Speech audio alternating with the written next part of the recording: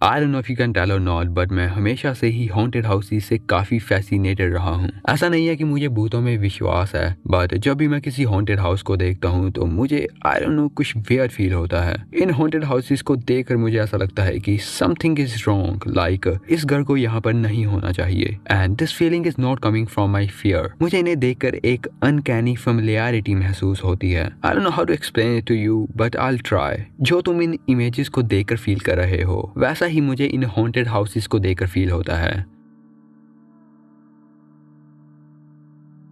इस एस्थेटिक को weird core aesthetic कहते हैं एंड मैं पर्सनली हॉन्टेड हाउसेस को भी इसी एस्थेटिक में इंक्लूड करता हूँ। इवन तो मैं कभी भी किसी हॉन्टेड हाउस में तो नहीं गया, बट मैं वहाँ पर ज़रूर जाना चाहूँगा एंड एक्सपीरियंस करना चाहूँगा कि आखिर लोगों को ऐसा क्या फील हुआ एंड क्यों लगा कि ये घर एक हॉन्टेड जगह है।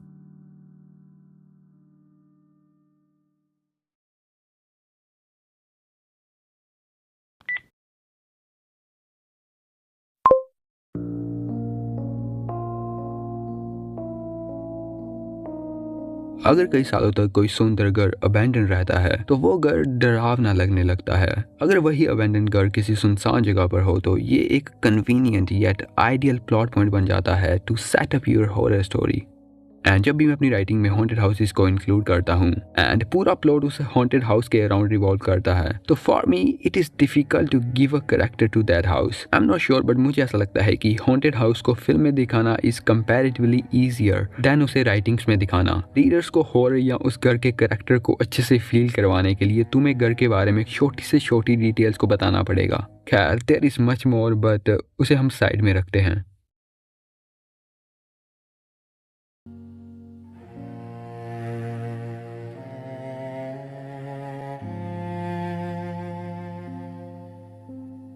एक हॉन्टेड हाउस को हॉन्टेड बनाता है उस घर में होने वाली पैरानॉर्मल एक्टिविटीज के पीछे की पैरानॉर्मल एंटिटीज। मेनली एक घर में पैरानॉर्मल एक्टिविटीज के पीछे 5 पैरानॉर्मल एंटिटीज हो सकती हैं। वेल, एक 6 सोर्स या एंटिटी भी है, बट यूजुअली वो इतनी कॉमन नहीं है। पहली एंड ऑब्वियस एंटिटी है ghost. Ghost basically human souls होती हैं जो मौत के बाद ऐसे ही लिंगर करती हैं। गोस्ट भी अलग अलग टाइप के होते हैं, बट इस पर हम आगे किसी वीडियो में बात करेंगे। दूसरी एंटिटी होती है डीमंस। ये ऑफ्टन एंशिएंट एंटिटीज होती हैं एंड ये भी अलग अलग टाइप के होते हैं। तीसरा है माइंड। बेसिकली इसमें कोई गोस्ट नहीं होता, सब कुछ कैरेक्टर के दिमाग में है। एज अ राइटर ये सबसे मुश्किल बट सबसे रिवॉर्डिंग ट्रोप है। फोर्थ है कर्सेस एंड रिचुअल्स। इसमें बेसिकली जो भी पैरानॉर्मल एक्टिविटीज हो रही हैं उसके कॉजेस एंड इफेक्ट्स किसी ह्यूमन के एक्शन की वजह से ही ट्रिगर होते हैं। फिफ्थ है द लोकेशन इटसेल्फ। कभी कभी ऐसा होता है कि वो घर ही अलाइव होता है। बेसिकली उसके अंदर कोई गोस्ट नहीं है, बल्कि वो घर खुद ही एक मॉन्स्टर होता है एंड वो अपने आर्किटेक्चर को मूव कर सकता है।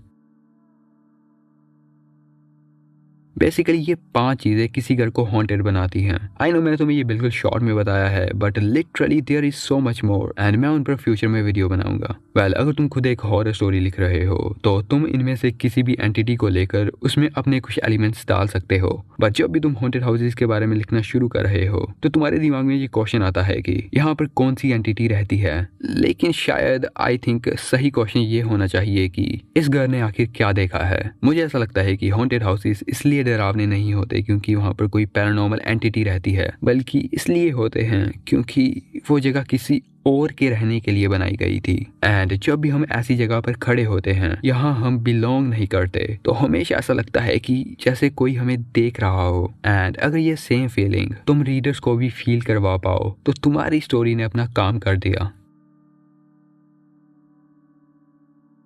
सो यार, आज के लिए बस इतना ही। ये मेरी साल की पहली एक्सपेरिमेंटल वीडियो थी and I am not sure कि तुम्हें ये वीडियो कैसी लगी। आई एम नॉट इवन श्योर कि तुम्हें हॉरर राइटिंग्स के ऊपर वीडियोस देखनी भी है या फिर नहीं। सो प्लीज मुझे कमेंट करके बताना कि तुम्हें ये वीडियो पसंद आई या फिर नहीं, एंड मुझे ऐसी वीडियोस और बनानी चाहिए या फिर नहीं। सो यार, that is it for today. Bye.